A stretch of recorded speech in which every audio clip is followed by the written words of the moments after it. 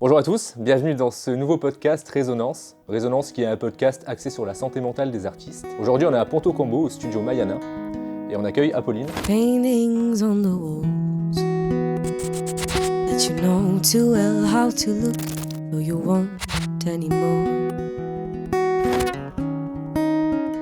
Salut Apolline, Salut, comment tu vas? ça va bien. Ça va bien? Ouais. Ok. Bon, je vais t'expliquer un peu le concept du podcast. Donc c'est un podcast axé sur la santé mentale des artistes. Donc je vais te poser quelques questions en lien avec ce que tu fais, en lien avec ta vie et voilà. Ok? Très bien. Alors la première question c'est, à l'heure actuelle, comment tu décrirais ta vie? Je commence une école de jazz, Ok, laquelle? l'IMEP. C'est une école à Paris, c'est dans le 14e. Et là, j'entame cette année scolaire-là. Donc c'est D'accord. un tout nouveau projet pour moi. Et comment je définirais ma vie maintenant? C'est du coup que de la musique. Que de la musique. Voilà, ce qui n'était pas le cas il y a encore quelques temps. D'accord. Donc c'est très cool. Est-ce que tu faisais Cool. quoi avant la musique? Avant, j'ai fait de l'histoire de l'art. Ok. Voilà, je viens d'une formation de 6 ans où j'ai fait que de l'histoire de l'art. Et j'ai toujours fait de la musique en fait, mais là, je m'y consacre vraiment. Je fais que ça. C'est-à-dire que là, t'es passé de ton école à... T'as voulu professionnaliser la chose, on va dire. Clairement, j'en vis pas encore. Et je sais pas si j'ai tout de suite envie de vivre que de ça. Le fait que je sois étudiante aussi, c'est rassurant. En tout cas, j'ai pleinement décidé d'arrêter mes études d'histoire de l'art et me concentrer sur que ça. Donc, Ok. le but, c'est de se professionnaliser, ouais. Ça, c'est courageux. Ouais, c'était pas évident. C'était un choix un peu difficile à faire.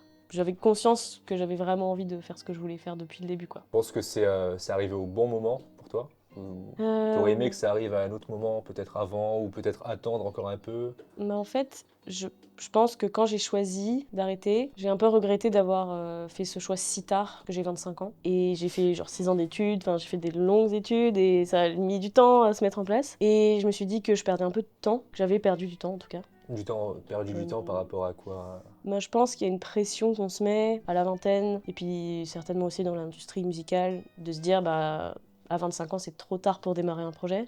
Parce que Macha a commencé à 25, Ouais, c'est ça. a commencé à avoir 25 ans. Ouais, bien sûr. Puis on a plein d'exemples de gens super stylés qui sont plus jeunes que nous, à n'importe quel âge d'ailleurs, tu me diras. Et l'inverse. On a plein de gens hyper L'inverse stylés qui ont aussi. percé après. Ouais, c'est très vrai. Mais c'est vrai qu'on se met la pression assez vite, quoi.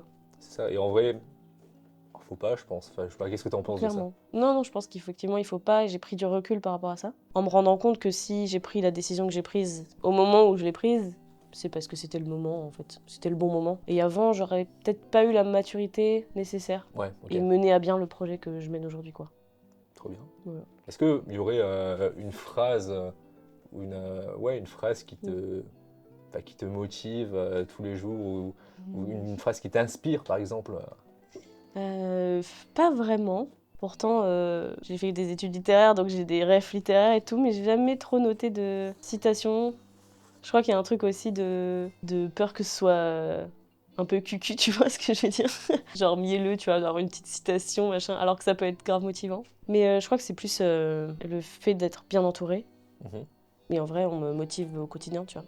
T'as un bon entourage? Ouais. Ouais. Ouais. Donc des phrases inspirantes de gens que moi je trouve inspirants, en vrai, j'en ai plein. Ouais. Au quotidien, même si je les retiens pas forcément, genre j'en ai pas fait un mantra que j'ai affiché dans ma chambre, tu vois. Mais je me souviens d'un jour, en gros je travaille dans un bar depuis que j'ai 19 ans. T'es sur Paris? Pas sur Paris, non je viens de Lorraine à la base. Ok, sympa. Où ça en Lorraine? C'est à Thionville très exactement. Thionville, ok. Ouais. Donc une ville vraiment perdue. Voilà, une ville très random finalement de France.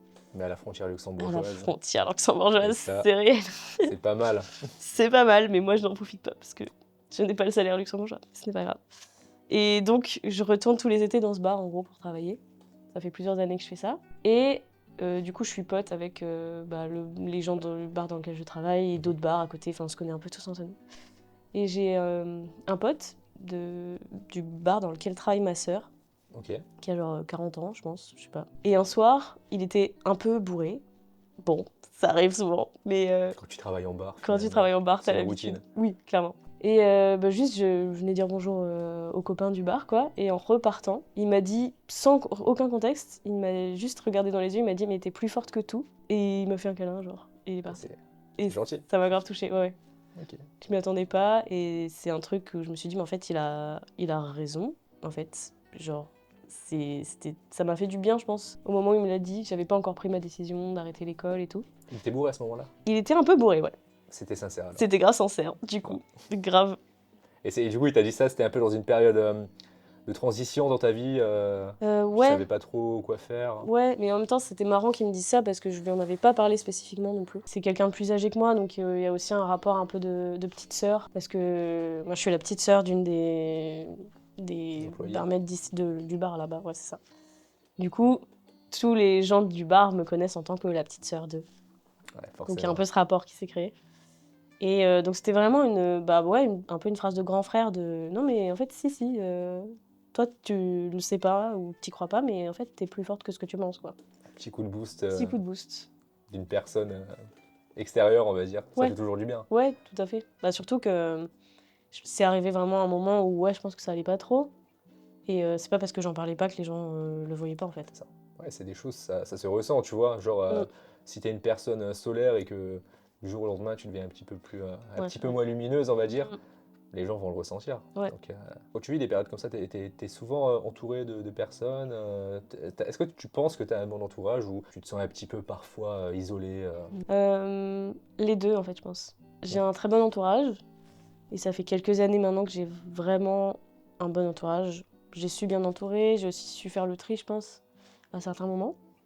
Et en même temps, quand t'es pas bien, c'est aussi facile de s'isoler, même si t'es bien entouré. C'est ça. Je pense que ça peut être. Enfin, comment dire, c'est parfois le moteur de certaines personnes Mm. aussi de s'isoler pour mieux rebondir, tu vois. Ouais. Donc, en fait, Mm. peut-être que ça dépend de comment tu gères cette solitude au final, tu vois. Ouais. Si, Bah, comment tu la gérerais, toi? dans mon cas, je pense que c'est pas toujours une solitude qui fait du bien. C'est pas toujours des moments où je me dis ah là j'ai envie d'être un peu seule donc je vais m'isoler. C'est des moments où quand je vais pas bien, naturellement je vais m'isoler, alors qu'il faudrait pas. Et tu penses que c'est quoi? C'est un moyen de protection? Pourquoi? Ouais, c'est totalement ça. C'est bah t'as pas envie de faire face au monde extérieur quand toi t'es pas au top quoi. T'as pas envie que les gens te voient comme ça. T'as pas non plus toi-même envie de te voir comme ça. Et le fait de sortir, ça le rend réel quelque part. Alors que quand t'es tout seul, bah pire, Tu peux personne te voit quoi. vagabonder dans tes pensées. C'est un peu ça. le plus- Et c'est un cercle vicieux, tu t'enfermes tout seul quoi. Mhm. Mais après c'est aussi un effort à faire et que je fais de plus en plus dans les moments où justement ça va pas de demander de l'aide parce qu'en plus j'ai un bon entourage justement. C'est ce que tu fais, du coup, Ouais, j'essaye. t'essaies? Ouais. Ouais. Peut-être pas assez des fois. Je pense que mes potes m'engueulent un peu, mais en vrai, c'est cool. Il t'engueule, mais ça veut dire qu'il le voit aussi. Oui, Donc c'est une bonne chose. ouais. Bah, le plus dur, en vrai, quand t'es seul, je pense, c'est justement de faire les choses que t'as pas envie de faire. Ouais. Quand t'es seul, il faut en parler. Quand t'es seul, il faut sortir. Quand C'est t'es clair. seul, en fait, faut se sortir de tout ça, quoi. Donc, Oui. Et puis juste, en vrai, appeler un pote 5 minutes, des fois, ça suffit. ouais, c'est Donc. clair. Bon, c'est un réflexe qu'il faut prendre. Et du coup, est-ce que c'est dans ces moments de solitude que t'es le plus productive en tant qu'artiste, en tant que Ouais, je chanteuse? pense. Ouais. Je pense que j'ai un peu commencé comme ça. En fait, j'ai toujours fait de la musique depuis que je suis petite. Mon père joue de la guitare, ma mère joue du piano. Donc, j'ai toujours plus ou moins fait de la musique, ou en tout cas voulu en faire. Mhm. Mais j'arrivais pas à composer. Ok. J'arrivais pas à écrire de texte pendant Pourquoi, longtemps. tu sais? Bah parce que justement j'avais un blocage, je savais pas comment exprimer les trucs qui allaient pas. Et c'est pendant le Covid, pendant le premier confinement, que j'ai vraiment commencé à réussir à écrire et à mettre des textes en fait sur mes instrus à la guitare, que je faisais déjà, mais du coup sur lesquels j'avais pas encore vraiment posé ma voix. D'accord, ok. Et c'est dans un moment où vraiment ça allait pas du tout, enfin confinement, Ouais, voilà. une période un peu Clairement. compliquée pour Tout le monde a pour connu tout cette le monde. période-là quoi. Mm. Et j'ai réussi à écrire à ce moment-là. Mais je pense que c'est venu d'un besoin. C'était un moment où vraiment il fallait que je puisse écrire quoi. Ok. Donc c'est venu un peu tout seul. Est-ce que quand tu écris ou quand tu composes, parce que maintenant tu es aussi compositrice? Ouais. Est-ce que tu as des petits rituels ou quoi? Par exemple, je sais pas, il y a des personnes qui sont plus, ils sont plus téléphone, enfin ils écrivent plus Mm. souvent sur leur téléphone, dans leurs notes. Est-ce que toi c'est, je sais pas, téléphone, papier? C'est Non, quoi c'est pas tes petits papier. rituels, tes petits tricks que t'aimes bien? Je sais pas si on peut appeler ça des tricks, mais en gros, quand je me mets à composer, c'est que je suis déjà à la guitare. Je suis posée sur mon canapé en train d'improviser à la guitare. Et il y a des mélodies qui me viennent. Et je chante un peu en yaourt d'abord. D'accord. Je compose beaucoup en anglais, plus en anglais qu'en français, quasiment pas en français. C'est une question de pudeur, je crois. En fait, quand t'écris des textes dans ta langue maternelle, ton entourage proche, tout le monde te comprend tout de suite. Il y a un truc plus direct que l'anglais. C'est paradoxal parce qu'en anglais, on comprendra plus. C'est une langue universelle en plus. C'est exactement ça. Il y a plus de gens qui peuvent te comprendre. Bah, tout à fait. Mais en même temps, mon cercle proche, moins. Ouais. Donc il y a aussi un truc de... Ça me permet aussi un peu de me cacher, en fait, d'écrire en anglais, quoi. Et pourquoi t'as envie de te cacher? Je pense que j'ai eu envie et j'ai commencé comme ça. J'ai moins envie maintenant, mais c'est aussi parce que c'est mon registre en vrai. Juste, j'écoute que des trucs en anglais. Ouais. Donc j'ai l'habitude d'en entendre, d'en écouter, et ça me vient un peu plus naturellement que le français. Je pense que ça me vient plus naturellement parce que juste je l'ai entretenu. Et maintenant le français j'ai du mal parce que j'en fais jamais. Donc il faudrait que je me réexerce à écrire en français, quoi. Et c'est ce que t'as envie de faire, écrire en français, chanter en français? Ouais, je pense que j'aimerais être capable de faire les deux en fait. De pas m'enfermer dans une langue, parce que c'est débile, surtout que c'est ma langue maternelle. Après, je me force pas non plus. Si j'ai une instru, une mélodie qui me vient en anglais, bah tant pis, je la continue en anglais. Ouais, c'est sûr. Voilà. Ouais, t'es assez open finalement. Ouais, mais oui, c'est vrai qu'il faudrait quand même que je me force un peu pour le français. Et là, tu nous as dit tout à l'heure que ce que t'écoutais le plus, enfin, que tu t'inspirais de ce que t'écoutais, t'écoutes quoi en général? Comme type de son, comme... Alors, j'écoute beaucoup de soul, Ok. néo-soul anglaise, pas Du mal. genre? Genre Olivia Dean, Ray, Joy Crooks, Ok. plein de meufs très stylées, toutes anglaises. Voilà. Donc en plus, c'est pas de l'anglais américain. Et après, avec mon père, j'ai beaucoup écouté de rock progressif. J'ai beaucoup écouté Led Zeppelin. Mon album préféré, je pense que c'est Jeff Buckley, Grace. Ok. Donc en fait, j'ai depuis toute jeune des références très anglaises, très anglophones en tout cas. Même du côté de ma mère. Ma mère, c'est Sting, The Police, tout ça. Incroyable. Donc très peu de refs franco-françaises, quoi, en tout cas. Mais en parlant de ton entourage, de tes parents et tout ça, est-ce que eux ils te soutiennent dans tout ce que tu fais, hein, Ouais. dans la musique? Ça n'a pas été trop compliqué de leur expliquer au départ que tu voulais arrêter complètement l'école et Non. te lancer là-dedans à plein temps? Bah, j'avais peur que ce Mhm. soit difficile. Après, je fais de la musique du coup depuis assez petite. J'ai commencé la guitare avec mon père quand j'étais au collège. Et le piano, ta mère, elle doit forcément Piano, comprendre. ma mère, ouais, en fait depuis, je sais pas qu'elle a 10 ans, enfin, je sais Ouais. même pas, mais depuis quelques années, mon père pareil. Donc quand moi je me suis mise à l'instrument, c'était logique, enfin, ça a choqué personne. Et ils m'ont tout de suite soutenue, parce qu'ils sont eux-mêmes passionnés de musique, donc ça les a pas perturbés plus que ça. Après, je me suis quand même engagée dans des études exigeantes. Enfin, j'ai fait une classe prépa, j'ai fait une Ah oui. école d'histoire de l'art. Enfin, voilà, le truc très classique. J'ai suivi un cursus ultra C'était classique. quoi comme école? C'était l'école du Louvre. Ok. Voilà. Ouais. Réputée pour être assez difficile, et c'est vrai. Voilà. C'est pas une fake news. Ce n'est pas une fake news, et bon, je l'ai fait quand même, mais à la fin, j'en avais un peu marre. Pas tant parce que c'était difficile, mais juste parce que c'était pas ce que je voulais faire, en fait. Oui, c'est sûr. Ouais, Et- t'avais l'impression de Bah, passer à côté de ce que tu voulais faire vraiment, ouais, quoi. Ouais, Mm. totalement. En tout cas, moi, j'arrivais pas à me visualiser dans ces métiers-là quand je savais pertinemment que moi, j'avais autre chose qui m'attendait derrière, quoi. Mm. Et donc, mes parents m'ont soutenue très vite, mais je crois que moi-même, je me suis créé une peur un peu irrationnelle de ils vont pas aimer que j'arrête l'école, quoi. Après, oui, c'est sûr. C'est un Logique. peu le schéma classique, l'enfant qui se lance dans la musique Bah, et les parents ouais. qui aiment pas trop. Ouais. C'est un caprice et tout. Ouais, c'est Non, ça. tu vois. Mais ok, mais du coup, ça se passe bien, du coup. Ouais, ça s'est bien Ça se passe passé. bien, ouais. Quand je l'ai annoncé, ma mère a un peu paniqué au départ en me disant que c'était pas une bonne idée, qu'il fallait que j'arrête. J'ai arrêté en Master 1, D'accord. Ah oui. donc il me Ok. restait un an en fait. T'as arrêté récemment ou J'ai arrêté, bah, du coup, en 2024, il y a 2024? 2 ans, un an. En gros, là, cette année, j'ai travaillé en préparation de ma nouvelle école, et c'est l'année d'avant que j'ai arrêté l'école du Louvre, du coup. Bon, finalement, c'est arrêter une école pour en reprendre une Oui, en deuxième plus, dans ce que t'aimes bien. clairement. Finalement. Je pense que ça les a aussi rassurés de savoir que je reprenais des études. Enfin, Ouais, c'était j'imagine. pas sans rien, quoi. Je me lançais pas dans le vide. Après, ouais, ma mère a un peu paniqué. Puis elle a fini par me dire, en fait, non, c'est une bonne idée. Et là où je pensais que mon père allait être un peu déçu que j'arrête les études, mais en fait, il m'a dit, mais T'as raison. bien sûr que oui. Ah, mais totalement. Genre, j'ai eu au téléphone, il m'a dit, bah, oui. En fait, qui te force à continuer? J'étais là. Oui, tu as raison. Incroyable. Et je me suis rendu compte que j'étais la seule à pas croire au truc. Ouais. En fait. Apo, du coup, est-ce que tu as déjà sorti des sons? Est-ce que tu as déjà fait des scènes? Je sais pas. Est-ce que tu as déjà montré ce que tu fais au grand public, on va dire? Au grand public, je sais pas, mais ouais, en tout cas, j'ai eu une chaîne YouTube quand j'étais au collège. Chaîne YouTube qui s'affiche maintenant. Voilà. On me all while she stains the sheets of some other, thrown at me so powerfully, just like she throws with the arm of her brother. Voilà, moquez-vous, moquez-vous. Et non, en vrai, c'est mignon. Après, j'enregistre du coup depuis 1 an et demi, quelque chose D'accord. comme ça, dans ce studio, Mayana, Studio Mayana à Ponto Ponto-Combo. Bien entendu. Venez nombreux. Je te jure. Et c'est très cool. Et du coup, on a enregistré plusieurs chansons et on va sortir tout ça. Trop bien. Voilà. Et en parallèle, moi, je fais de la scène aussi, souvent toute seule, un peu juste guitare-voix. C'est comme ça que j'ai commencé à composer. C'est le registre dans lequel je suis à l'aise aussi.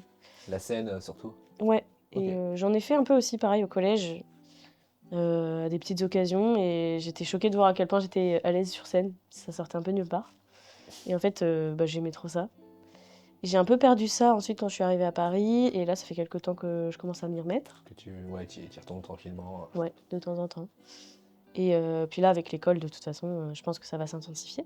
Ouais, à mon avis, tu vas être vraiment à fond dedans, quoi. C'est Tu ça. vas être. Je pense que je vais faire que ça de la journée. Donc Que demander voilà, plus. faire des jams et d'autres trucs.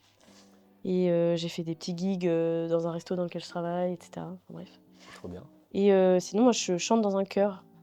Donc j'ai fait du chœur classique. Ok, ça va. Donc j'étais ténor dans ce chœur-là. T'es énorme. Donc une voix bien grave. Est-ce que c'est en lien parce que je sais il y a un chœur avec l'école du Louvre. Ouais, tout à fait, C'est- c'était ça. Petit chœur du Louvre, c'est ça? Ouais, qui Incroyable. n'existe plus maintenant, mais on faisait ça à l'époque. On chantait dans des églises, on était 15. Et on chantait un refrain. Pardon, je vais reprendre. On était 15, on chantait dans des églises, et le registre, c'était que du classique. Ok. Genre Bach, Poulenc. Vraiment du registre ultra, ultra classique, Renaissance, jusqu'au 19e siècle français, enfin des trucs. Incroyable. Voilà. En vrai, c'était très stylé, j'ai beaucoup appris là-bas. Et maintenant, je suis à la Quérale. D'accord. Voilà. C'est un chœur LGBT à Paris. Trop bien. Et on fait le Bataclan et ce genre de scène. Donc, Comment ça? c'est Enfin, stylé. vous l'avez déjà fait ou On l'a c'est- fait une fois, ouais, en D'accord. juillet. Et là, on le refait le 21 février, Ok. prochaine fois. Ça se passe bien, c'est cool. Ça se passe très très bien. Trop bien. Très très cool. Et au dernier concert, j'ai eu un solo. Donc c'était franchement une expérience très cool de chanter au Bataclan.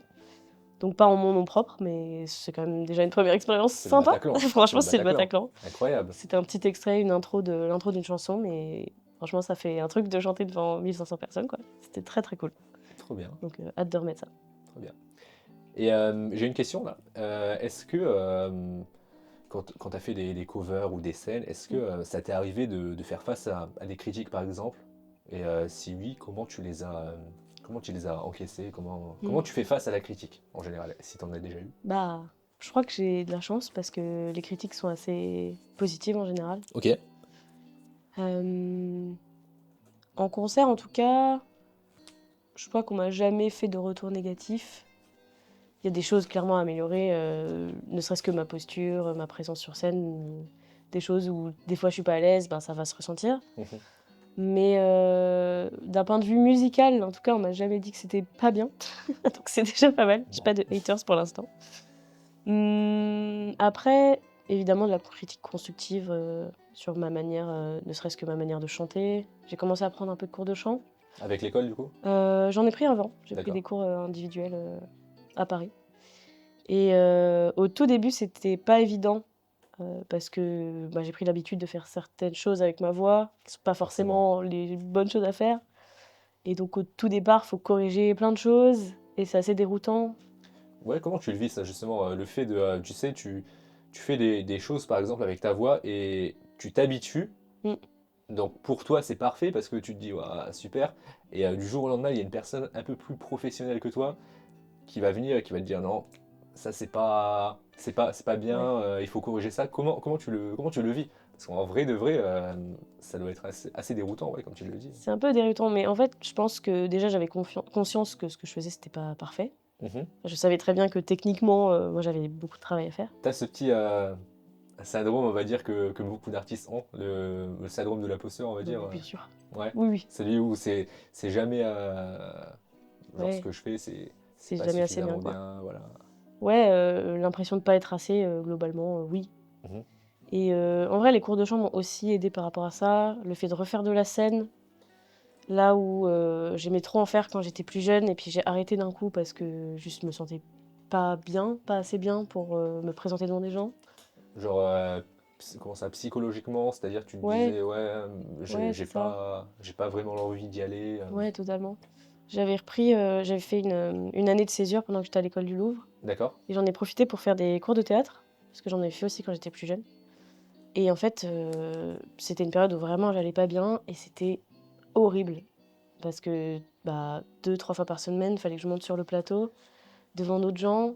Et en fait, juste quand tu fais de l'anxiété sociale notamment, que t'es pas à l'aise dans ton corps, que t'as l'impression que t'es pas présent dans ton corps non plus, c'est super dur à gérer l'image que t'as de toi face aux autres. Donc ça s'est aussi répercuté dans ma pratique du chant, de la musique, quoi. Là, tu parles de ça. Enfin, est-ce que le fait d'intégrer des chorales, ça t'a aidé justement Ouais, à vaincre ça? ouais, bien sûr. En chorale, c'est moins frontal. T'es pas tout seul. Il y a un truc de... on vient voir un groupe, et donc toi, tu fais partie du groupe, et c'est pas ton entité propre qu'on vient voir. C'est très rassurant. Le petit chœur, on était 15, donc fallait faire quand même attention à son corps et tout, mais en même temps, on restait un chœur. Et la chorale, on est 80, donc Waouh! on est vraiment perdu, fondu dans la masse. Et en même temps, ça m'a fait du bien de faire un solo aussi, et de me reconfronter bah, justement à ce syndrome de l'imposteur. Parce que quand j'ai eu le solo, j'étais trop contente. Et en même temps, j'avais souvent l'impression de voler la place de quelqu'un d'autre. Pourquoi tu te disais ça? Ben, Qu'est-ce qui se passait dans ta tête pour que tu te dises, ah, peut-être que je mérite pas cette place, ouais, bah, je c'est une vole la question place de quelqu'un d'autre. de confiance en soi, je pense. Mhm. T'as l'impression de ne pas être légitime là où tu vas. D'accord. Et à la chorale, c'est encore ok parce que c'est un chœur amateur. Donc en vrai, tout le monde a sa place et tout le monde te fait sentir que tu es à ta place. En vrai, c'est surtout ça. Pour le coup, c'est aussi un entourage qui est ultra bienveillant, donc ça aide beaucoup. Après, toute seule, remonter sur scène, ça a été super dur par rapport à ça. Parce que, bah après, je me suis dit, oui, mais en fait, maintenant, j'ai l'âge que j'ai jamais pris de cours, je fais tout à l'oreille, je sais pas lire la musique. Ce qui, en fait, aujourd'hui, est plus tout à fait vrai. Et surtout, bah, c'est pas grave. Et il y a tellement d'autres musiciens qui sont même des musiciens professionnels qui font la même chose, qui font tout à l'oreille. Enfin, Ouais. tous les profils existent, en fait. Et il faut prendre conscience que bah, la place que tu as le droit de la prendre. Et j'ai mis du temps à m'en rendre compte. Et en fait, j'ai le droit de prendre la place C'est ça. qui me, qui m'est donnée, quoi. T'as le droit de réussir, t'as le droit de. Ouais, c'est ça. Et pourquoi, comment je pourrais formuler cette question? Tu vois, il y a beaucoup de personnes qui font de la musique, qui s'engagent dans le milieu musical pour cette histoire de fame, Ouais. voilà. Toi, pourquoi tu fais ça? Est-ce que c'est vraiment par passion? Est-ce que c'est justement pour acquérir une certaine notoriété? Parce qu'en soi, on sait que la vie d'artiste, c'est un peu une vie de bohème, tu vois, genre niveau finance, Ouais. c'est pas terrible. Euh, qu'est-ce qui t'attire, qu'est-ce qui t'attire là-dedans? Hmm. Bah, en fait, je crois que je me laisse pas le choix. Comment ça? Je pense que c'est pas tant la fame ou la richesse qui m'attire, même si c'est sûr que si ça arrive, je Je vais dirais pas pas non, m'en plaindre, évidemment. clairement. Qui s'en plaindrait? Bah, personne, bah, surtout à Paris, surtout que la vie est chère, quoi. Donc franchement, si d'un coup j'ai des gros cachets qui rentrent, mais bien sûr que je les prends avec plaisir. Après, en vrai, la fame ou la notoriété, c'est un truc qui, je pense, est plus stressant que vraiment c'est un objectif, quoi. Qui est plus stressant dans quel sens? Bah, justement, c'est pareil, c'est toujours cette question de confiance en soi, de position par rapport au public, d'image de soi en public et tout. Bah, quand t'es connu, d'un coup, ça prend des proportions énormes. Donc si t'as déjà un problème avec ça tout seul, en fait, c'est décuplé et ça Ouais. fait flipper. Mais je crois qu'aujourd'hui, je suis assez confiante en mes capacités, en ma musique et en mon envie aussi de faire ça. pour que ce soit moins un problème que ce que ça a été à une époque, quoi. D'accord. Donc là, si admettons, du jour au lendemain, tu deviens célèbre. Et ben, on fera avec, je pense. Ok. Je pense que c'est une adaptation aussi. Il faut s'habituer. Ça doit être très déroutant, mais si ça arrive, Mais ça arrive. c'est pas ton but principal Non, de le c'est faire pas ça. mon de but faire ça. principal. Après, je veux faire de la musique pour faire de la musique. C'est parce que ça fait des années que je fais ça, que Peut-être quand je faisais des études. pour transmettre des choses aussi, des Euh, émotions, est-ce qu'il y a, ouais, il y a ça qui rentre en jeu? ouais, je pense que je m'en rendais pas compte quand j'ai commencé à écrire. Mais en fait, quand t'écris, même si c'est des trucs très perso, Mhm. qui et t'as l'impression que ça concerne que toi, que tu racontes vraiment une expérience ultra précise, en fait, ça parle aux gens. Et les gens se voient dans tes textes. Peu importe ce que tu racontes, il y aura toujours au moins une personne qui potentiellement va se reconnaître dans ce que tu dis. Mhm. Et j'ai eu la confirmation par des amis ou d'autres gens sur scène, des gens que je connaissais pas, qui à la fin de ma scène sont venus me voir pour me dire que c'était cool, que ça les avait Incroyable. parlé. Et plus ça m'arrive et plus je capte qu'en fait, ce que je dis, bah déjà j'ai le droit de le dire et puis surtout, ça me concerne pas que moi en fait. Tu penses que ça peut être genre que tes textes peuvent être une espèce de thérapie pour d'autres personnes, Ouais, des personnes qui les écoutent? bien sûr. Est-ce que tu le fais d'abord pour toi ou pour les personnes qui t'écoutent? Non, je le fais d'abord pour moi. Je pense que c'est de toute façon venu naturellement comme ça, à un moment où j'avais besoin d'écrire, donc j'ai écrit pour moi. Mhm. Et il s'avère que ça aide d'autres gens. Et en tout cas, ça peut aider d'autres gens. Donc, tant mieux. Je me suis rendu compte, il n'y a pas si longtemps, en me produisant sur scène, qu'en fait, à partir du moment où ton texte, tu le joues et tu le fais écouter aux autres, Mhm. en fait, il t'appartient plus. Enfin, j'ai un peu cette impression-là, perso, de me dire, bah, en fait, ce texte que j'ai écrit pour moi à la base, il peut être interprété de n'importe quelle manière. La personne qui va le recevoir va pas forcément le recevoir dans le sens dans lequel moi je l'écrivais au départ. Pourtant, ça va fonctionner quand même. C'est sûr. Parce que tu regardes, en vrai, dans beaucoup de textes, là, je vais prendre un exemple, c'est pas du tout dans le registre soul ou quoi que ce soit, mais tu prends l'exemple de PNL, Mm. quand tu dis trop de haine dans 9 mètres, enfin, trop de haine pour 9 mètres carrés. Ouais. 9 mètres carrés, ça peut être un appartement parisien, ça peut être une cellule de prison, ça peut être plein de trucs, tu Ouais, vois. Et au final, ouais, c'est une façon, enfin, tout le monde ouais, peut l'interpréter différemment, tu vois. totalement.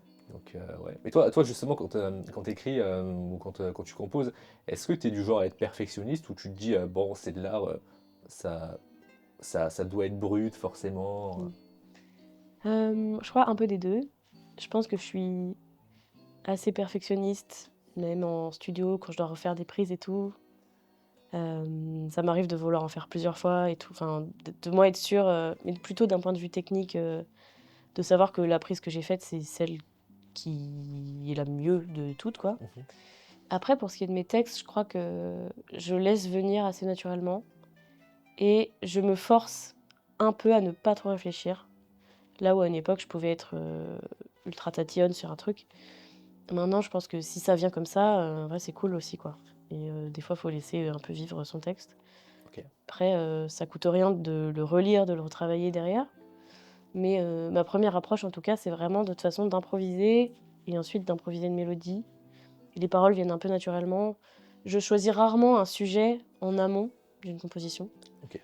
En général, je compose, ma mélodie vient, mon texte en anglais se dessine et j'écris en fonction de ce qui m'est venu sur le moment. Du coup, ça parle toujours au moins d'un truc perso, mais en vrai, ça peut parler d'un peu tout ce qui m'inspire sur le moment, quoi. Et il y a des moments dans la journée où c'est mieux pour toi d'écrire. Je sais que, on prend l'exemple de Gainsbourg, je sais qu'il se couchait tard parce qu'il travaillait la nuit, par exemple, où il y a Orelsan qui, lui, composait des textes de rap le matin. Hmm. Toi, c'est à quel moment de la journée tu te Hmm. sens le plus productif? Moi, je crois que c'est le soir aussi, hein. Le soir dans la nuit ou le Ouais. soir Le soir, début de soirée avec un début de petit verre? soirée. Non, non, je bois pas en composant. J'ai même pas d'alcool chez moi, c'est pour te dire. Ah. Mais non, en fait, je commence en général en début de soirée. En fait, je réfléchis pas trop à quand. En général, si je suis chez moi et je vois ma guitare, j'ai envie de jouer, je prends ma gratte, je me pose. Et après, bah, je compose parce que ça vient tout seul. Et du coup, ça peut aller jusqu'à 1h, 2h du matin. Ça m'est Ah déjà oui. arrivé, tu vois. Mais voilà, j'essaie de pas faire trop fort Pour les voisins. pour les voisins. Bon, après, si tu fais de la bonne musique, il n'y a pas de raison qu'ils se plaignent. C'est ce que je me dis aussi, mais Donc bon, bon, quand même, j'évite. ok, ok. Qu'est-ce que tu dirais à la Apo de toi, enfin à ton toi d'il y a 5 ans, avant? Il y a 5 ans, Ouais, il y a 5 ans, qu'est-ce que tu dirais? il y a 5 ans, bah, j'étais encore à l'école du Louvre. C'était pile le Covid il y a 5 ans. C'était pile le Covid, C'était ouais, en 2020. 2020, 2020. Ça Passe fait longtemps. vite, ouais. Bon, ça allait pas du tout, hein. C'était vraiment une époque, ça allait pas du tout. Mais je pense que je pourrais lui dire que en fait ça va. Et c'est ok de pas aller bien. Et des fois, on n'y peut rien. Il faut Et laisser ouais, la vie se faire, quoi. ouais, Et les c'est choses ça. se mettre en place. Ouais, c'est ça, Parce que des fois, t'es juste pas axé au fait sur ton but. tout à fait. Et Et il puis, faut. des fois, t'es pas apte non plus à aller mieux tout de suite. Je pense qu'il y a un truc dans la santé mentale où on se met la pression pour aller mieux très vite, quand des fois, c'est juste pas possible. Et en fait, il Ouais, faut c'est prendre sûr. son temps. Et des fois, t'as pas le choix, en fait. Tu peux pas presser le truc. Après, faut aussi essayer de faire les démarches pour aller mieux. Moi, j'ai commencé à avoir un psy à ce moment-là et tout, mais en vrai, ça a pris le temps que ça a pris et c'est très bien. Et je lui dirais juste, bah, en vrai, ça va aller. Mm. Fais-toi confiance, continue à créer, continue de bien t'entourer, entoure-toi bien. Franchement, C'est c'est le principal, la hein. base. C'est la base. C'est C'est la ultra base important. de tout. Et en vrai, ça va aller. Dans 5 ans, tu seras en train vraiment de mettre en place ce que tu veux, donc fonce. Trop bien. Trop, trop bien. Et, euh, et là, dans le futur, qu'est-ce qui te ferait rêver? T'as envie de faire quoi? C'est une bonne question. Parce que c'est une question qui est assez délicate, dans le sens où bah, parfois ça peut être anxieux de penser au futur, tu Ouais, vois. tout à fait. Et Bah, je pense que j'aurais été anxieuse encore il y a quelques temps. Et en fait, maintenant que je vois que tout se fait naturellement, en fait, je suis pas tant anxieuse que ça par rapport au futur. Je me dis maintenant que j'ai enclenché vraiment la musique et ce que je voulais faire, il n'y a pas de raison que ça se passe pas bien, c'est clair. si moi j'y mets les moyens. Et en fait, bah, dans le futur, déjà poursuivre mes études, me perfectionner, me rendre compte aussi de ce que je peux faire. Parce que je Dans pense la que, vie de tous les jours ou ouais, seulement axé sur la musique? bah, dans la musique, d'une part, mais en vrai, dans la vie de tous les jours, je pense que ça va ensemble. Au même titre que quand j'ai commencé la musique, ça allait pas bien, donc ça m'a fait du bien. C'est un truc qui m'accompagne au quotidien. Et je fais de la musique tout le temps, je chante tout le temps, j'ai toujours ma guitare près de moi. Enfin, c'est un truc. Si je fais bien dans la musique, c'est que par définition, je fais bien aussi dans mon quotidien, je pense, à un moment donné. Ah, tu penses que les deux sont forcément liés? Dans mon cas, certainement dans le cas de plein d'autres gens, je pense que c'est un peu lié. Ok. La preuve, là, je me sens trop bien en ce moment parce que bah, j'ai commencé mon cursus et que ça avance. Donc ouais, admettons dans 5 ans, bah, je serai, si tout va bien, encore dans les études, ou en tout cas j'aurai à peine terminé. Tu Mais seras encore jeune en je plus. serai encore T'auras jeune. quoi? T'auras 30 Bah, ans? j'aurai 30 ans. Et j'espère d'ici là que La fleur de j'aurai... l'âge. Oh là là, mon Dieu, m'en parle pas. 30 ans, putain, ça va vite. Incroyable. Mais en vrai, je pense que j'aurais déjà sorti des titres, j'aurais fait plus de scènes, je me serais plus produite, j'aurais rencontré d'autres gens, j'aurais élargi mon cercle, musical, amical, peut-être les deux. Et puis juste ben, m'épanouir dans ce que je fais, quoi, et être consciente de ma progression. Et de me dire, putain, en fait, j'avais une marge de progression très stylée. J'avais raison. Oui, de ouf. J'avais raison. Je me dirais ça dans 5 ans.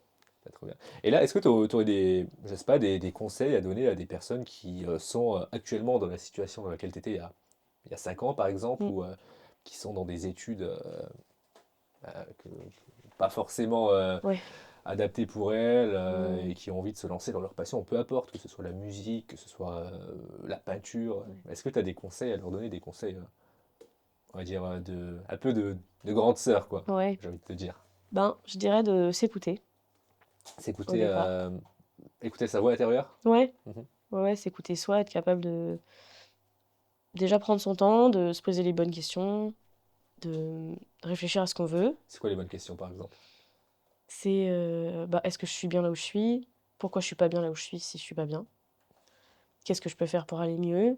Est-ce que je peux mettre des trucs en place pratiques de type, ne serait-ce que bah, d'aller voir un psy par exemple, Se faire accompagner, se quoi, faire par accompagner professionnellement, l'entourage, et peut-être. l'entourage absolument, vraiment bien s'entourer. Faire le tri dans son entourage quand on voit qu'il y a des personnes qui ne nous correspondent pas ou plus, parce que ça peut arriver.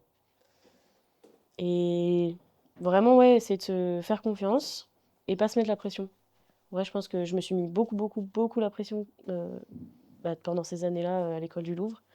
Aussi parce que c'était des études exigeantes et que c'est ce qu'on me demandait au quotidien, clairement, de me mettre la pression. Mais en fait, je me suis mise la pression toute seule sur tellement d'autres trucs que franchement, si j'avais vécu sans, ça se serait certainement mieux passé. Ah, j'imagine. Donc, pas se mettre la pression, en parler autour de soi, Mais comment se faire confiance? Comment se faire confiance? ça C'est ça prend la du temps. question. Franchement, Si, ça prend du temps. ouais, Et j'ai clairement pas la réponse faut juste finie tenter, le aujourd'hui. faire. Ouais, c'est ça. Et au pire, Au pire, tant pis. Et au pire, tant mieux. Et en vrai, dans la plupart des cas, si c'est vraiment un truc qu'on veut, bah ça se passe bien. c'est vrai. Et même, c'est cool de se confronter à des choses différentes, de sortir de sa zone de confort, parce que tu te rends compte que tu es capable de le faire. Surtout dans un truc que tu as vraiment envie de faire, dans une passion, que ce soit la musique, la danse, n'importe quel clair. art, n'importe quoi en fait. On a vu plein de gens être un petit peu laborieux dans certains domaines et au final se lancer dans leur passion et c'est là où ils excellent, tu vois. Ouais, c'est ça. Donc, Mais c'est parce que c'est un truc que toi, tu sais vraiment faire, il n'y a pas de raison que tu sois plus capable de le faire au moment où tu décides de vraiment te lancer dedans, quoi. c'est ça. Après, ça peut être pour n'importe quoi, tu vois. Ça peut être pas forcément que dans l'art. Par Mm. exemple, quelqu'un qui fait des études de comptable et qui a envie de devenir artisan boulanger, par exemple. Oui, grave. Tu vois. En fait, n'importe quoi, c'est juste être capable de se rendre compte qu'on va pas bien dans un environnement et de savoir s'écouter pour changer. Et que ce soit dans les études, en tant que conversion pro, n'importe quoi. Moi, j'ai changé d'études parce que je sentais que j'en avais besoin. Tu t'es Et écouté. ouais, je me Donc, suis écoutée. première question. Ouais, ouais, c'est ça, faut s'écouter. Et puis, j'ai eu plein de fois le cas en tant qu'étudiante à l'école du Louvre où j'ai dû parler à des plus jeunes qui voulaient rentrer dans l'école, qui me posaient des questions sur le cursus et tout. Et Encore ce rôle de grande sœur, finalement. ouais, vraiment, en vrai, je l'ai eu à plusieurs reprises, je me T'aimes rends bien ce compte. rôle? J'aime bien ce rôle, ouais, je crois que j'aime bien ce rôle. Parce que je pense que j'aurais bien aimé avoir ça. Je pense que j'en ai un peu manqué. Mhm. Et en vrai, c'est cool. Je crois que quand tu es en mesure d'expliquer quelque chose à quelqu'un, c'est que tu l'as compris. C'est clair. La meilleure façon d'apprendre, Bah, c'est d'expliquer aux gens. c'est ça. Et donc, en vrai, ça fait aussi du bien de dire aux gens les trucs que toi, t'aurais voulu qu'on te dise. C'est clair. C'est rassurant de savoir que tu es capable de le faire, en tout cas. C'est beau. Yes.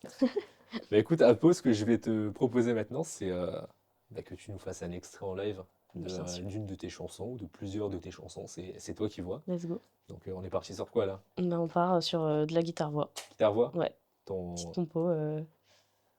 Mon répertoire classique, ce dont je suis à l'aise, quoi. Trop bien. Let's go. Bah écoute, c'est parti. Trop bien.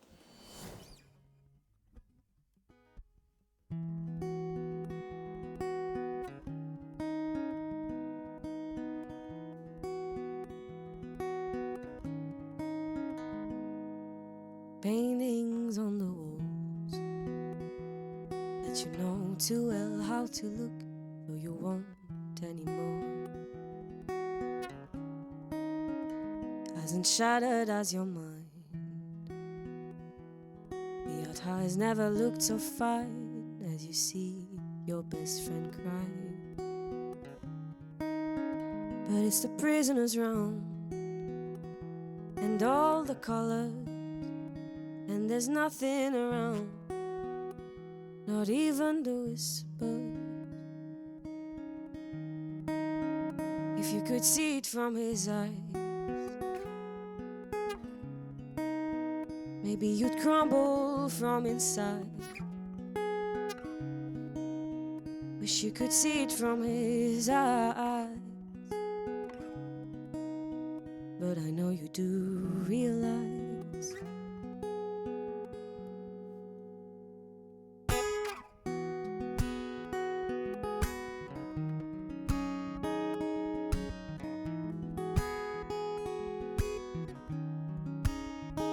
You don't know what to do with all the books that you've read.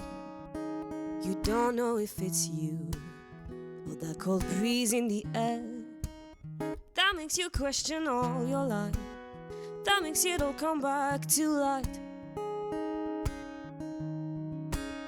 But as the prisoners run, you'll be sharing your colors, and there'll be nothing around, not even the whisper.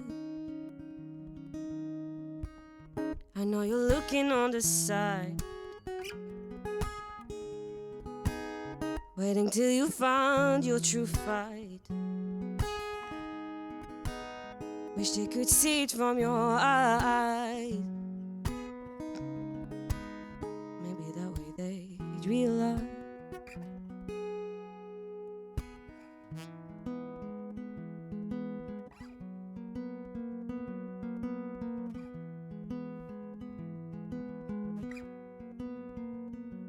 You've always known the way to your true self, the way you wanted to be held, the way you pushed all the help, all the ways of defining yourself. If they could see it from your eyes, maybe they'd crumble from inside. Wish they could see it from your eyes. Maybe that way they'd realize. If they could see it from your eyes, maybe they'd crumble from inside.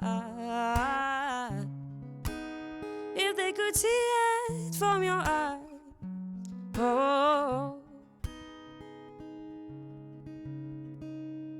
maybe that way they'd realize.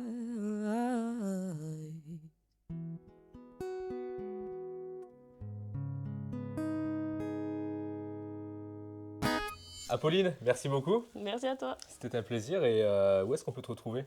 Vous pouvez me retrouver sur Instagram. Le arrobas, c'est apolline.dsg. Vous pouvez aussi écouter mon premier titre qui est sorti, qui s'appelle Trust Easy.